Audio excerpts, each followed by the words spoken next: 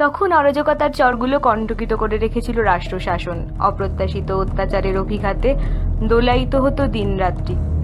দুঃস্বপ্নের জাল জড়িয়েছিল জীবনযাত্রার সমস্ত ক্রিয়াকর্মে। গৃহস্থের দিন কাটত দেবতার মুখ তাকিয়ে। অপদেবতা, কাল্পনিক আশঙ্কায় মানুষের মন থাকতো আতঙ্কিত। মানুষ হোক তার দেবতাই হোক, কাউকে বিশ্বাস করা ছিল কঠিন। কেবলই চোখের জলের দোহাই পড়তে হতো। শুভ কর্ম ও অশুভ কর্মের পরিণামের সীমারেখা ছিল ক্ষীণ। চলতে চলতে প্রতি পদে মানুষ হোঁচট খেয়ে খেয়ে পড়তো দুর্গতির মধ্যে।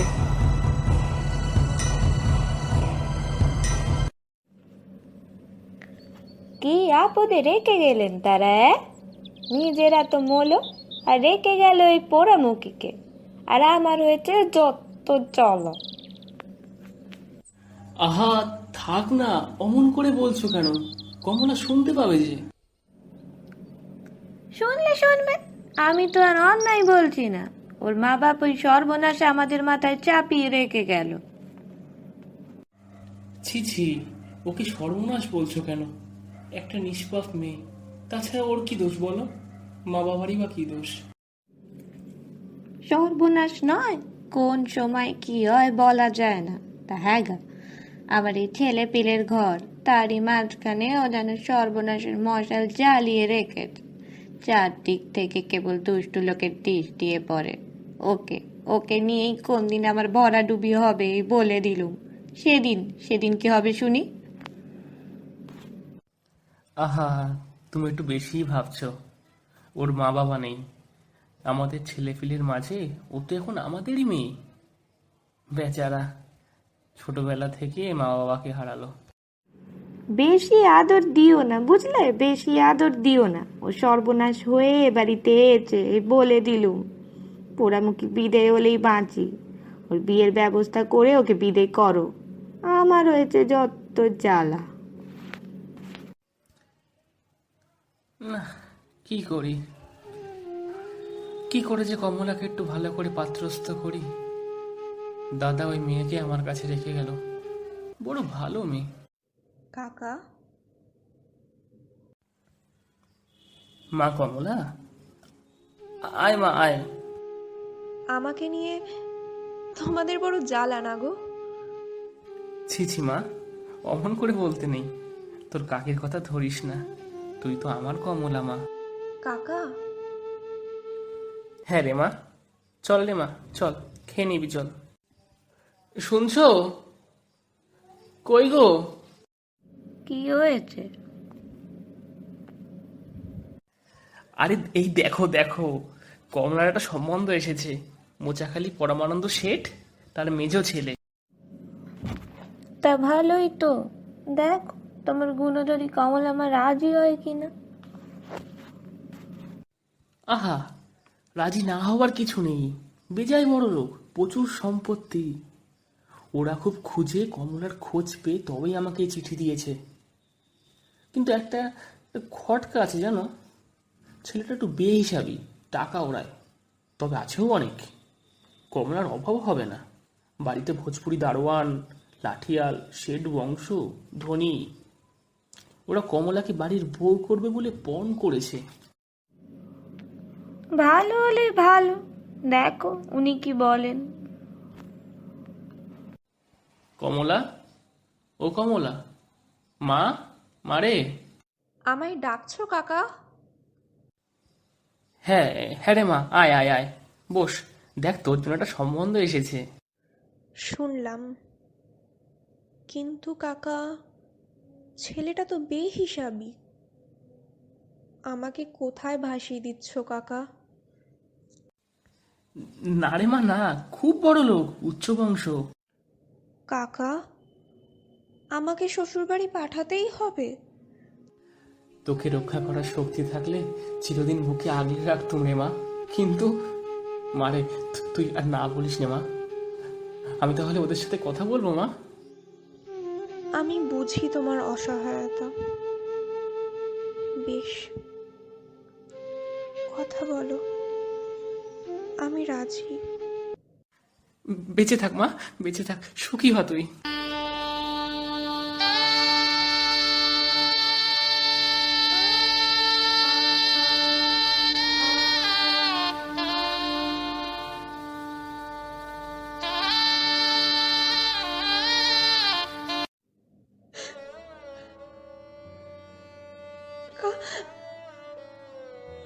কাকা, কাঁদিস না মা কমলা, কাঁদিস না।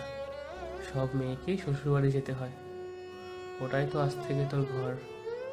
মেয়েদের শ্বশুরবাড়িটা গর্বের মা। লক্ষ্মী মা আমার, কাঁদে না। কাকা শরীরের যত্ন নেবে, আর আর আমার ওখানে যেও কিন্তু। যাবো রে মা, যাবো। তুই ভালো থাকিস মা। দুর্গা দুর্গা। ভগবান, মা কমলাকে তুমি সুখী করো। কন্যা নিয়ে চললেন বর সেই বিখ্যাত মাঠের মধ্যে দিয়ে। তাল তরির মাঠ। মধুমলা ছিল সেই ডাকাতদের সর্দার। সে তার দলবল নিয়ে রাত্রি যখন 2 প্রহর হবে, মশাল জ্বালিয়ে হাঁক দিয়ে এসে পড়ল। তখন ভোজপুরিটার বড় কেউ বাকি রইল না। মধুমলা ছিল বিখ্যাত ডাকাত, তার হাতে পড়লে পরিত্রাণ নেই।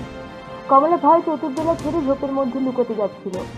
এমন সময় পিছনে এসে দাঁড়ালো কবির খাঁ। তাকে সকলে পয়গম্বরের মতোই ভক্তি করিত। না না না রে না না না। আরে কে যায়, কে যায়? পরমানন্দ সেনের ছেলে। খুব বড় লোক, খুব বড় লোক। অনেক মিলবে, অনেক মিলবে আমাদের। আরে ধর বেটাকে ধর, আরে ধর ধর বেটাকে ধর, পালাচ্ছে। ধর, পালাচ্ছে যে। ছেলেটাকে ধর, ছেলেটাকে ধর। কোনেটা গেল কোথায়? কোনেটাকে খোঁজ। গয়নাগুলো সব কেড়ে নিবি, কেড়ে নিবি। আমার নাম মধুমল্লা ডাকাত। আমার থেকে নিস্তার নেই। আরে আরে আরে কি করছিস তোরা সব? কি করছিস কি? আরে ভোজপুরি দারোয়ান তো পালালো না যে। সব পালালো। কোনেটাকে খোঁজ, কোনেটাকে খোঁজ। তফাৎ যাও, সবাই দাঁড়িয়ে যাও, থামো। কে রে আমার কাছে বাধা দেয়? তফাৎ যাও বাবা সকল, আমি হবির খাঁ। দেখি খা সাহেব আপনি? হ্যাঁ বাবা, আমি। এ পাপ কাজ বন্ধ করো, চলে যাও। হ্যাঁ সাহেব, আপনাকে তো কিছু বলতে পারবো না, কিন্তু আমাদের ব্যবসার যে মাটি করলেন। এ ব্যবসা নয় বাবা, এ পাপ। তোমরা চলে যাও।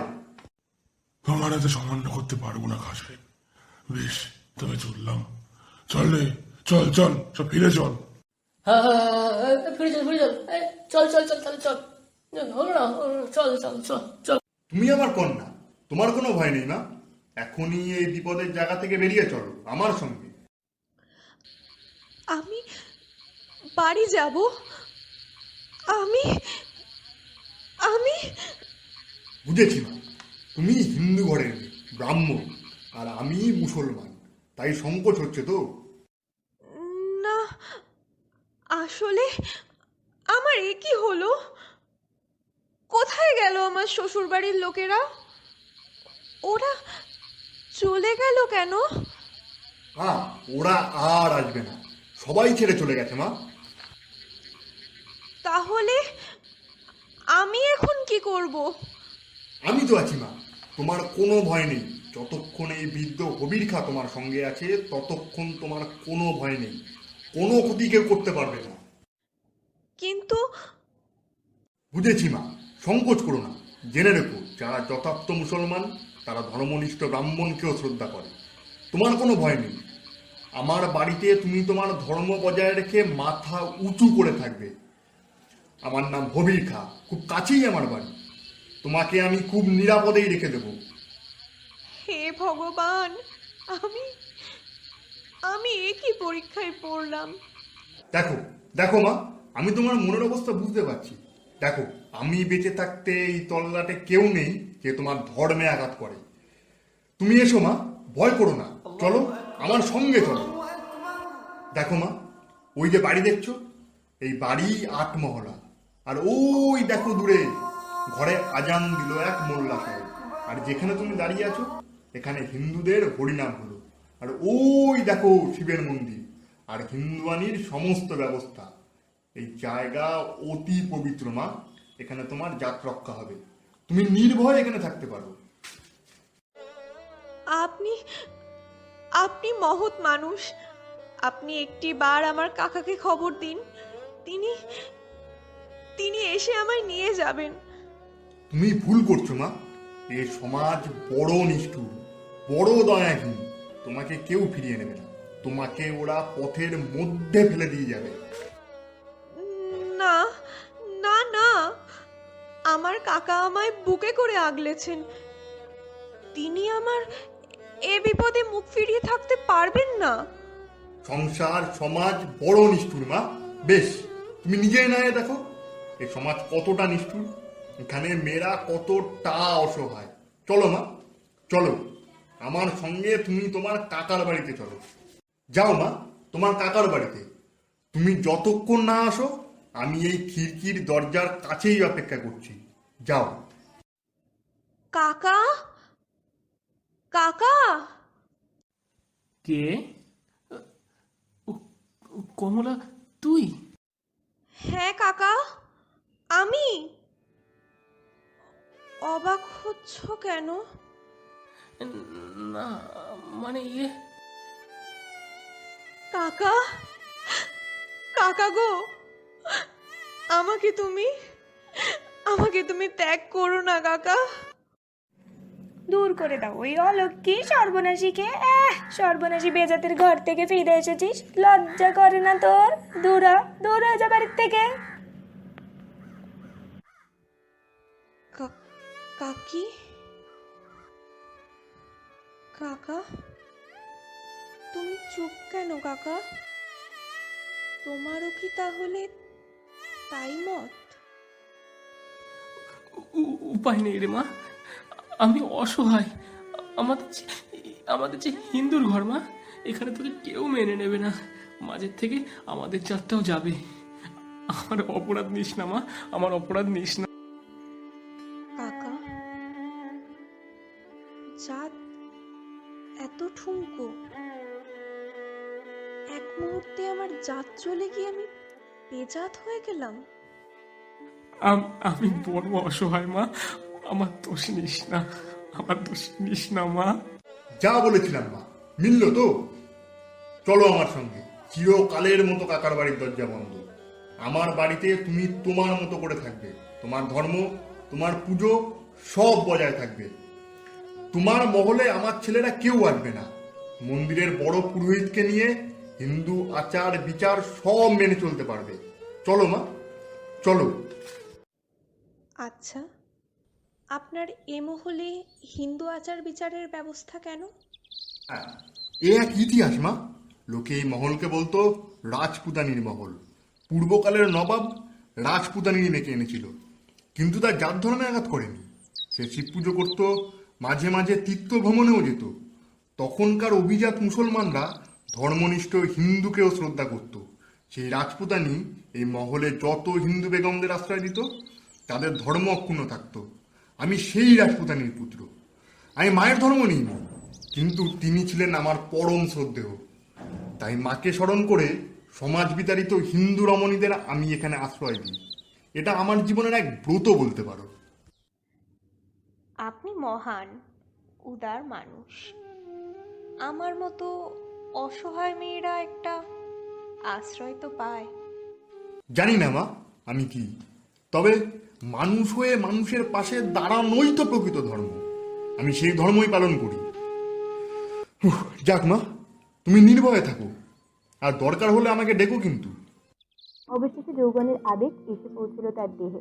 বাড়ির একটি ছেলে লুকিয়ে লুকিয়ে আনাগোনা শুরু করলো কমলার মহলে। তার সঙ্গে সে মনে মনে বাঁধা পড়ে গেল।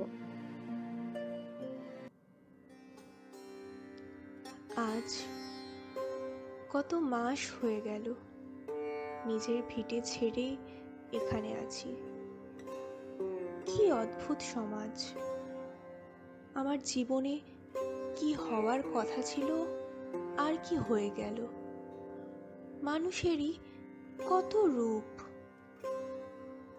কি পেয়েছি আমার বাড়িতে? কাকির গঞ্জনা কেবলই দুর্ছাই আর অপমান। আমি মরলেই যেন তাদের মুক্তি, অথচ আমি তাদের নিজের লোক। আর এখানে কেউ নয় আমার, শুধু মানুষ হয়ে মানুষের ধর্ম পালন করতে আমাকে রানীর যত্নে রেখে দিয়েছে। চারিদিকে দাসদাসী, নিজেকে ধন্য বলে মনে হয়।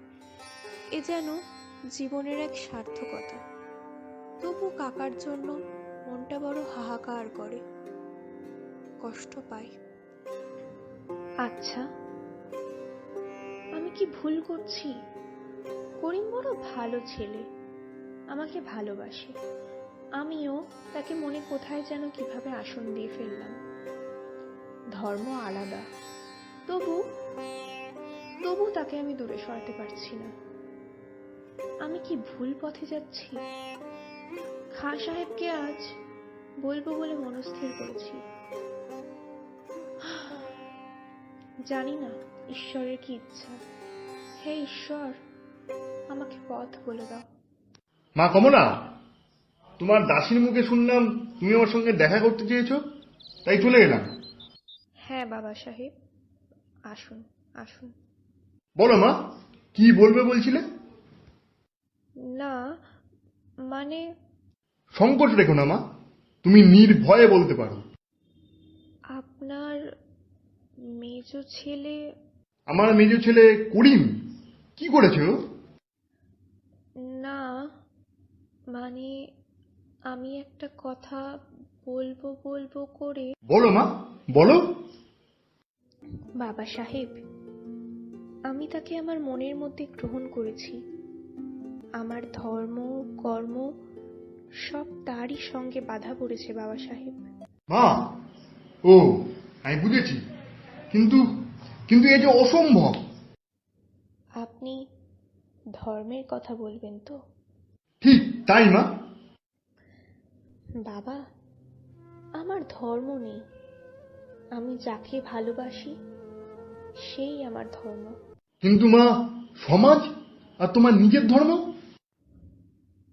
যে ধর্ম আমাকে জীবনের সব ভালোবাসা থেকে বঞ্চিত করেছে, অবজ্ঞা রাস্তা করে ফেলে রেখে দিয়েছে, সেই ধর্মের মধ্যে দেবতার প্রসন্নতা দেখতে পেলাম না বাবা। সেখানে যে আমি পলে পলে অপমান হয়েছি, সে অপমান আমি আজও ভুলতে পারিনি। আমি প্রথম ভালোবাসা পেলাম আপনার ঘরে। আপনিই পথ দেখালেন, আর এই ঘরে এসে জানতে পারলাম হতভাগিনী মেয়েদেরও জীবনের মূল্য আছে।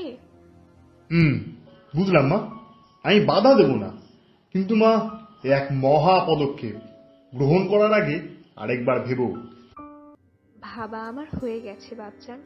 যে দেবতা আমাকে আশ্রয় দিয়েছেন, সেই ভালোবাসার সম্মানের মধ্যেই তাকে আমি পূজা করি।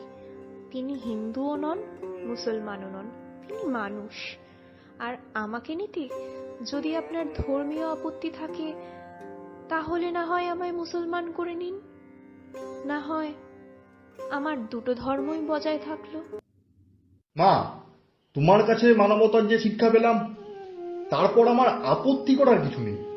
তুমি নিজের জীবন দিয়ে ধর্মের যে পাঠ নিয়েছো, তাতে সাধারণ ধর্মের চিন্তার লোকেরা লজ্জায় মুখ লুকোবে। তুমি প্রস্তুত হও, তোমার নতুন না হবে মেহের চাঁদ। বাপজান, হ্যাঁ মা, তুমি মনের দিক থেকে যদি পুরোপুরি প্রস্তুত হও, তবে আমি আয়োজন করি। বেশ, আমি চললাম। খুব শীঘ্রই আমি আয়োজন করব। চলি তাহলে মা। মা মেহের, একটা কথা, তোমার কাকার মেয়ের কাল বিবাহ, এই বামন বুড়ি এই খবর দিলেন। সরলার বিয়ে? কিন্তু আমার তো তারা আজ কেউ নয় বাপজান। আমি তো অচ্ছুত। জানি, কিন্তু আমার বক্তব্য তা নয়। কাল সরলা যখন তালতলির মাঠ দিয়ে পার হবে, তখন মধুমল্লা লুটপাট চালাতে পারে। তাই তুমি। আমি কি করতে পারি? দেখো, আমি হবির খা, এখানে আমার উপর কথা বলে এমন কেউ নেই। সেই বলেই আমি তোমাকে উদ্ধার করেছি। আমি চাই তুমি রাতে তালতলির মাঠে আমার কিছু লোক নিয়ে মধুমল্লাকে বাধা দাও। কিন্তু মধুমল্লা আমার কথা মানবে কেন? মানবে, তোমাকে মানবে। তোমাকে আমি অর্ধচন্দ্র আঁকা পতাকা বাধা বর্ষার ফলক দেব। মধুমল্লা ওটা দেখেই বুঝবে তুমি কার লোক। তাতে লাভ? লাভ? হ্যাঁ, প্রথমত অসহায়কে বাঁচানো, আর তার দূরবর্তী অভিপ্রায় মানবতাকে রক্ষা করা। আর আপনি? আমার যার কোনো দরকার নেই, তুমি আগামীকাল প্রস্তুত থাকবে, এটা আমার আদেশ বলতে পারো। বেশ, তাই করব বাপজান। না না না রে না না না লড়া যায়, থামো, তাহলে লাঠির গায়ে মাথা দুভাগ করে দেবো, সব কেড়ে নিবি, যা আছে সব। একটা কেউ যেন পালাতে না পারে, কেউ না। আগের বার সব ফসকে গিয়েছিল। এবার আর কাউকে ছাড়ছি না। দে, সব কেড়ে নে। ছেড়ে দাও বাবা, ছেড়ে দাও। আমার মেয়ের কোনো ক্ষতি করো না বাবা, আমি তোমার হাত জোর করে মিনতি করছি বাবা। চপ, নাকে কেটে কোনো লাভ হবে না। আগের বার হবির খা বাঁচিয়েছে, এবার কে বাঁচাবে? সরো বলছি, সরে যাও, সমস্ত গয়না খুলে নিবি। খবরদার, থামো সব, বন্ধ করো লুটপাট। কে, কার এত বড় স্পর্ধা? আমাকে চিনবে এই বর্ষার ফলক দেখে।